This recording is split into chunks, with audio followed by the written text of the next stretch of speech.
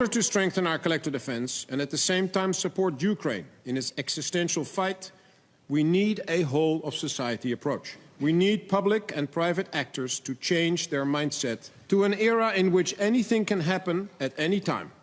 An era in which we need to expect the unexpected. We need a war-fighting transformation of NATO.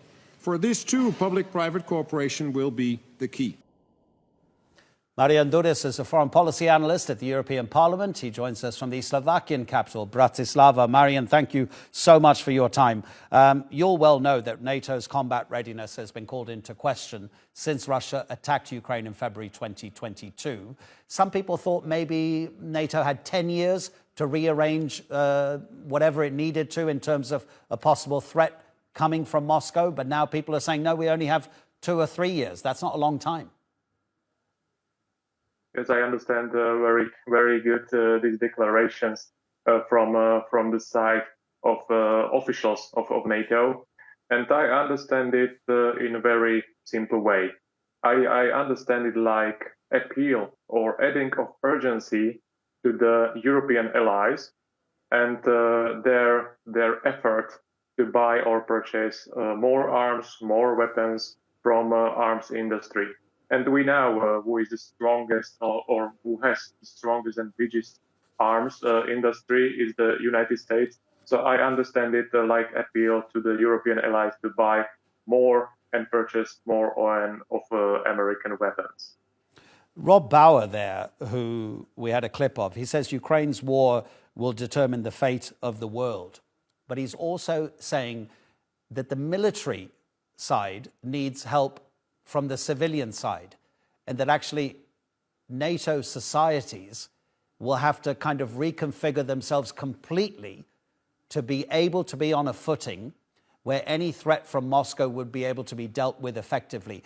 What is the thinking about civilian partnerships when it comes to a military alliance? But when we take, as you mentioned, the NATO's membership societies and citizens of these countries, I don't know if they will be willing to give more of budget or GDP to the defense or to the purchase of arms, because this situation, this tragic situation, which war in Ukraine is, really added hardships to their life standard, social standard, because of high energy prices and then so on. And it affects not only industry but common citizens as well. So I think it's very questionable if the governments, mainly European governments, which are members of European Union, if they will be willing to change their budget like in this way, to give more to the weapons. Marian,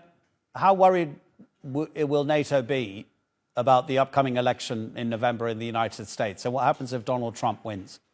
It will be really huge change if Donald Trump will win, and there are very good chances he will be back in the office, and it will be a real change, a geopolitical change. What about war in Ukraine? What about the geopolitics of the United States and their stance to the conflict, and not only Ukrainian war, but to the wars and conflicts and tensions around the whole world, and orientation of industry or economics of the United States, and it will affect whole world, mainly European Union. And when you mentioned these elections for President of the United States, in June will be elections to European Parliament as well.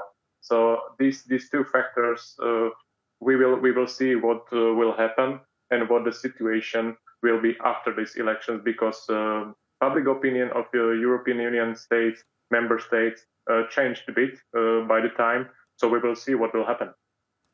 Just a few hours ago, the Russian Foreign Minister Sergei Lavrov said Ukraine must not become a member of NATO. Do you think it's even wise to admit Ukraine into the alliance, considering that article that says one attack on one is an attack on all? I think it's not possible in this moment. I think it's not possible already to accept Ukraine to the European Union. Also, Ms. von der Leyen says something like, okay, Ukraine fulfilled all conditions and their democratic improvements are huge.